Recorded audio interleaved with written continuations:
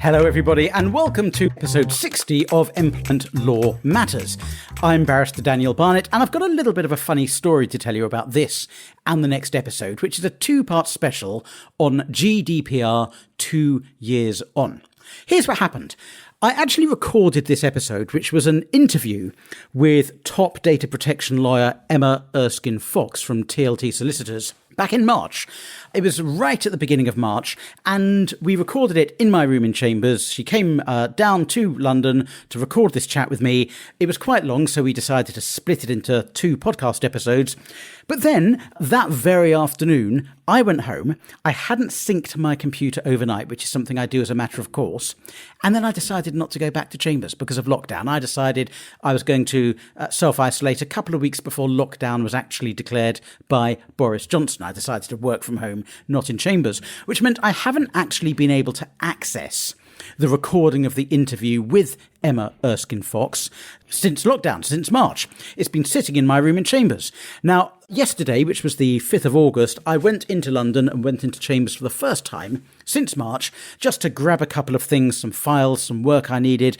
But at the same time, I managed to get hold of this interview in order to convert it into a proper podcast or couple of podcasts, which means you are, in a moment, going to be listening to an interview that was recorded in March when we were pretending to have recorded it in May for the 2-year anniversary of the General Data Protection Regulation. So the timing's a bit funny. It's a bit like an episode of Doctor Who or The Matrix intermeshed. Blows my brain completely. But the reason I'm mentioning that now is that you will hear, particularly in the second episode, us discussing things to do with the coronavirus crisis, which are correct as of March. So we're discussing what might happen if things get worse, how people might be able to work from home going forward, which of course listening to this in August 2020 is all a bit has been and everyone's dealt with this already. So that puts that in context. And on that note, I'm going to twist back the dials of history and go back to the introduction that I recorded back in March 2020 with Emma Erskine-Fox from TLT Solicitors.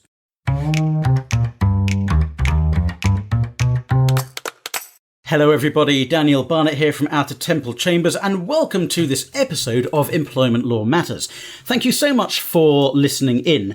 We're doing a special edition today on the GDPR 2 years on, and I'm joined by Emma Erskine-Fox, who is an associate in the Data Protection and Privacy team at TLT Solicitors. Emma and I are going to be discussing a number of the ongoing issues that still are cropping up with data subject access requests. Just before I introduce Emma, a very big thank you to Louis Storms, Luistorms, who left this lovely review on the Apple Podcast Store. Simply fantastic! Your podcast is an absolutely brilliant way to get on with my morning commute. It is as entertaining as it is precise. And if you send in your name and address, Louis Storms, to podcast@danielbarnett.co.uk, we'll send you a copy of one of my books as a thank you for leaving that review. This is in fact the first of two episodes on GDPR that I've recorded. I've interviewed Emma Erskine-Fox, who I'll tell you about in just a second.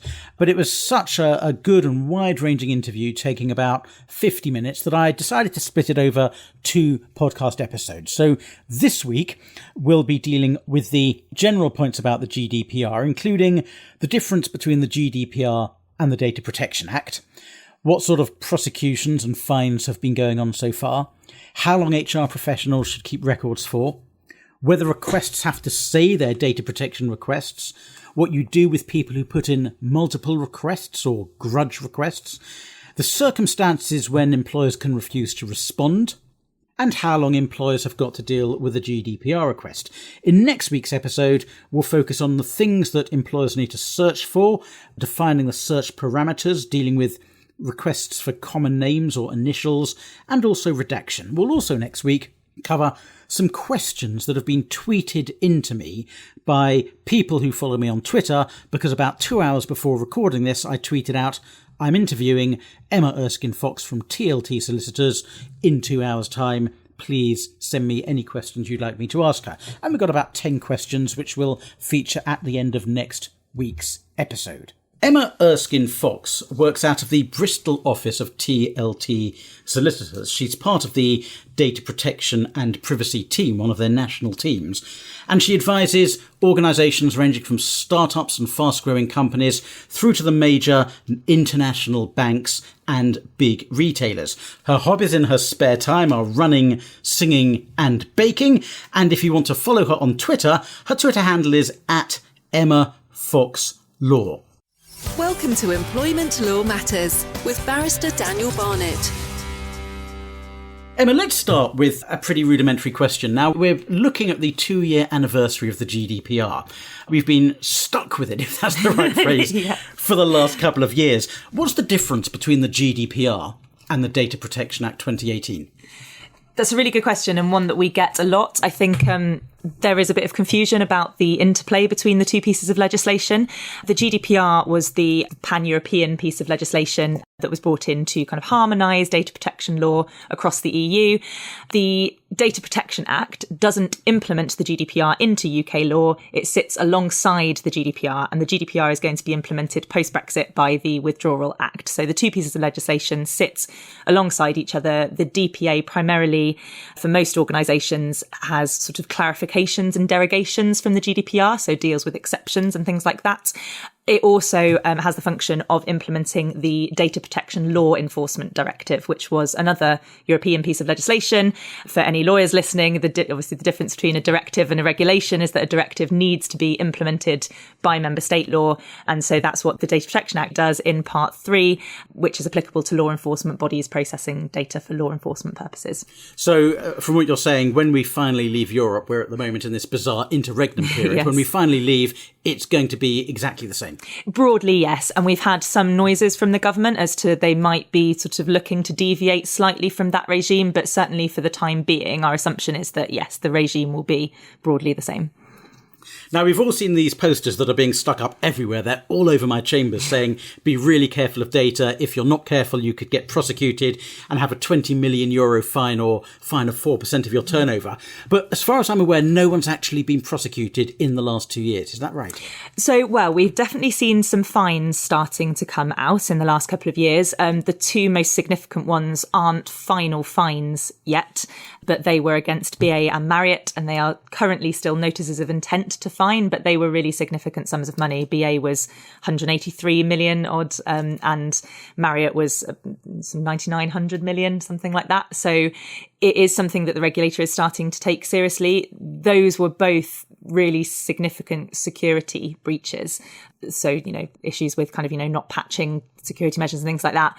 For some of the things that we're going to talk about with DSARs, for example, there haven't been any fines in that space at the moment. That's not to say there won't be. And certainly DSARs are really quite sort of high profile at the moment, something that the ICO is getting a lot of complaints about. So it certainly wouldn't surprise me if sometime in the fairly near future, there was some sort of more strict regulatory enforcement action in the DSAR space. So would you feel happy, and I'm putting you on the spot here, to hazard some sort of guess as to what level of fine a small company might face if it fails to comply with an ex-employee's data subject access request? That is very much on the spot. At the moment, it's always really difficult to tell. It particularly is at the moment because, as I say, we haven't seen any fines for data subject access requests. For small companies, the ICO is going to take into account things like your resources and how likely it is that actually you're going to have the capacity and the capability to be able to manage these sorts of things. And so for smaller companies, there is possibly, a bit more flexibility there. Where we see the ICO still getting a little bit het up about small businesses and their data practices is where they're doing things that really they should know better than to do. So if you're getting the basics wrong, that's when they might come down on you. In terms of a figure, it's really difficult to put a number on that at the moment. Well, if you're putting numbers on things, how about another tricky one? Mm-hmm. At the moment, there's a big issue in the HR community as to how long personnel records should be kept for, either with long-serving employees or a slightly separate question after an employee has left. What's your general advice on that? So the GDPR doesn't set out particular retention periods, which is one of the challenges in this area. We often see companies linking retention to statutory limitation periods. So the idea being that, you could bring a breach of contract claim up to 6 years after an employee has left, and therefore companies will possibly look to keep HR records for 6 years plus another year to be safe. So are you looking at a kind of 7-year retention period as being fairly standard? That's not to say that that's across the board. We do see some companies implementing shorter retention periods. I'm not an employment litigator, but my understanding is that for a lot of employment claims, the limitation period is shorter than that. So we do see some companies keeping data for, 3 or 4 years, for example, or even sometimes for 12 months, and then deleting most of the data after that point and just keeping the data that you need to give references. Yeah. And of course, if somebody brings a claim such as a race discrimination claim where the primary limitation period is 3 months, but there's a generous possibility of extension, the very fact you have a policy to delete all data after 12 months would be a really powerful argument against the judge extending time in a particular case. Yes. Yeah, absolutely. Yeah. So there are all sorts of things you've got to think about. The key is that you've got a justification for that retention period, that you've got somewhere recorded in writing, so you can justify that if challenged. Right. So what I'd like to spend the next 20 minutes or so doing, it might end up being a bit longer, is talk about 3 specific areas. First of all, requests, about the subject access requests themselves. Second of all, the deadline. And then I want to spend a bit of time on the extent of a search and what you have to do about redaction. And we're going to follow that up, if I may, Emma, with some questions, because I actually tweeted about 2 hours before we've sat down at this microphone. Does anyone have any data protection questions they want to ask Emma Erskine Fox from TLT Solicitors? And I got about 10 replies in 2 hours. So I'm going to throw all those at you. And if I take you by surprise, well, that's just an added bonus for me. But I'd like to start, if I could, with the actual subject access request. Now, imagine you get an email. Will you send me everything you know about me, please, Gov? Does a subject access request have to say, this is a request made under the Data Protection Act 2018 for it to be valid? No, it doesn't. And again, this is something that comes up for us a lot as a question. A data subject access request can be any request for personal data. And that is however it is framed, whatever wording is used, whichever format it's made in as well. It used to be the case that a data subject access request had to be made in writing. Since the introduction of the GDPR, they can also be made verbally and can also be made via social media, which is sometimes one that catches people out. If you've got a Facebook page for your business and somebody sends you a message on that making a DSAR, then that is still valid. The other challenge that we see with this often is that members of the public who are making these data subject access requests can get confused and can refer to a freedom of information request. And it's often tempting just to go back, particularly in an employment context, in litigation, to go back and say, well, the Freedom of Information Act doesn't apply to us, so goodbye and thank you. But unfortunately, if it's clear that it is a data subject access request, even if it refers to the wrong legislation, you should still treat it as such. So a very common situation in the employment law world is where a complaint's been made about a manager, for example, maybe of bullying, maybe of harassment, and the manager says, I want to see a copy of that complaint, or it may even be a verbal complaint. Yeah. And the complainant has said, I don't want my manager to know about all of this. Now, if the manager says, I want to see a copy of the complaint, but doesn't put anything in writing, what should the employer do? It's a very, very good question.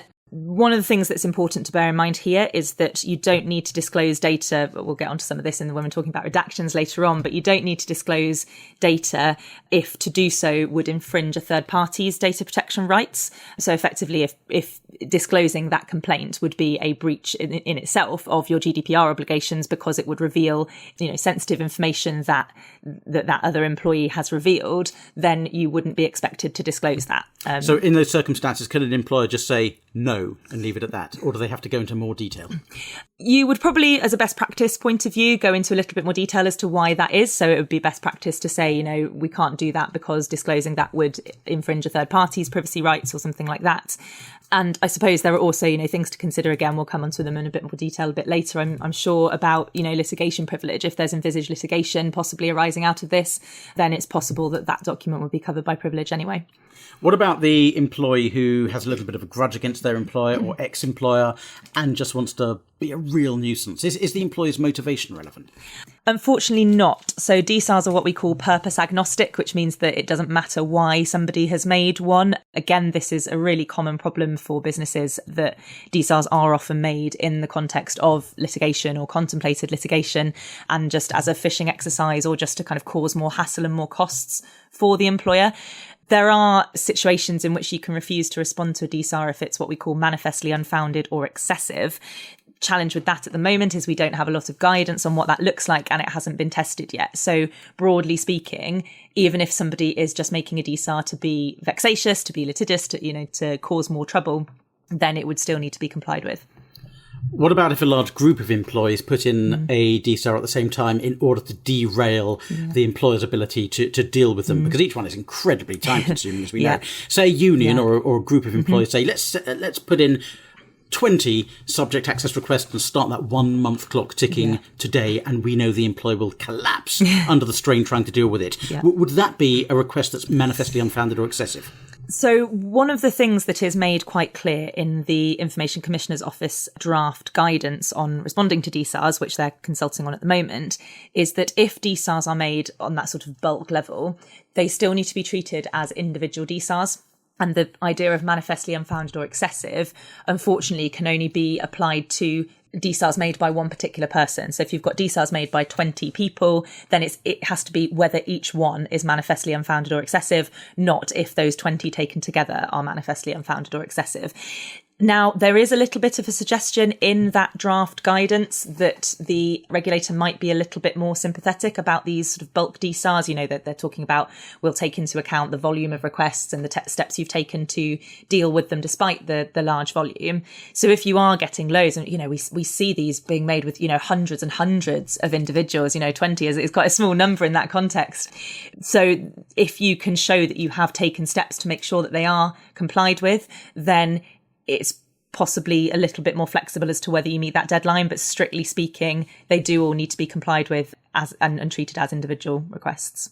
So what sort of situations, Emma, do you think would qualify as manifestly unfounded or excessive? So some of the things that are drawn out in the guidance are, for example, if a request is made and there's no basis to, there's no reason why the employee would necessarily think that there would be data held about them. I think that's always going to be slightly challenging in an employment context. That's more so with kind of customer DSARs and things. The draft guidance does talk about where requests are made purely to cause trouble. And so that might, with particularly vexatious individuals, that might give you some scope in this context to refuse. But one of the difficulties at the moment, as I said, is that we don't have really any guidance or, there hasn't been any testing of this concept. And I know that it's one of the things that our clients have gone back to the ICO's consultation on this guidance with, is to say that actually it would be really helpful to have more clarity on exactly where the boundaries are with this idea of manifestly unfounded or excessive, because it's just not clear at all at the moment. So let's move on to the deadline. We all know there used to be a £10 fine, which has been abolished. Fine. £10 fee. Gosh, a £10 fine would be, yeah. And employers used to have, how long was it, did employers have to answer? 40 calendar days. And what's the position now? It's 1 month. With an extension? Receipt, with an extension, possible extension for up to a further 2 months if a request is complex or if requests are numerous. Now, I know from our chatting before we started recording this that you and I take a slightly different view on what amounts to a complex request, so as to mean the employer has 3 months rather than 1 month to respond. What's your view on this? So again, slightly difficult because little guidance on it hasn't been tested yet. The ICO's draft guidance talks about a few different things. If there are issues with privilege, so that's one of the things, if there are going to be lots of exemptions that you need to apply, particularly in, sensitive litigation, then that could be an argument for extending the deadline. And then there are some things that the ICO talks about in terms of the actual format of the data and the complexities in pulling the data. So if you've got a lot of unstructured data held in lots of different formats, or if you need to pull data out of archives, then that sort of thing might be treated as complex. They are very clear that you cannot say a DSAR is complex purely because there's a lot of data, and you can't say that a DSAR is complex purely because you're relying on your suppliers, so your data processors, to give data to you. Yeah. I mean, I do take a slightly different view, which is I think, bearing in mind that the GDPR applies to everything, not just employers, there are a lot of types of requests that are relatively straightforward. If you make a DSAR with Amazon or with your bank, all they have to do is press a button and it spits out the information. That's a straightforward request. Whereas employers will always tend to be having to manually review a huge amount of documentation and looking at it from a redaction point of view where other people are mentioned, and looking at it from a confidentiality or legal privilege point of view. And I think almost, there will be exceptions, but I think almost all subject access requests to employers are going to fall within the 3-month rule, where it's a complicated request. But tell me why I'm wrong. I wouldn't for a minute suggest you were wrong, Daniel. It's very much open to interpretation at the moment. And we are certainly seeing people sort of seeing how far they might be able to go in pushing that. And I think that the employment context and the scenarios in which we see these requests being made in that employment context certainly is one of the areas where this is likely to crop up and is more likely to fly with the regulator, essentially. So I definitely agree that, there will always be sensitivities in the employment context. There will always be third-party data issues to consider. There will be a huge volume of data and, often particular complexities around how that data is managed and how that data is dealt with. So it's certainly something that can be, argued in that sense. I would just caution it always, obviously, you've said it already, really, it needs to be looked at case by case. Where we see people getting challenged on this at the moment is people are starting to sometimes take a bit more of a broad brush kind of blanket approach and say, well, we'll treat everything as complex. I would always caution against that approach. Everything should be looked at case by case. Depends as well, I think, on the scope of the request sometimes, because some requests are actually quite limited in their scope. And if, somebody is asking for very specific information, then it might be seen as much less reasonable to go back and say, well, we need 3 months to do this, if actually that data is quite easy to find and pull. And one other slightly bizarre issue is that when I was learning all about the GDPR 2 years ago when it came in, it just would never have occurred to me for a second that we wouldn't have clarity on this sort of issue 2 years down the line. But we haven't. No. And that's largely because the Information Commissioner's Office, which is like so many publicly funded organisations, very busy and underfunded and under-resourced, just hasn't got around to dealing with the cases yet to give us the decisions and the guidelines that we need. Yes, yeah, I think that's right.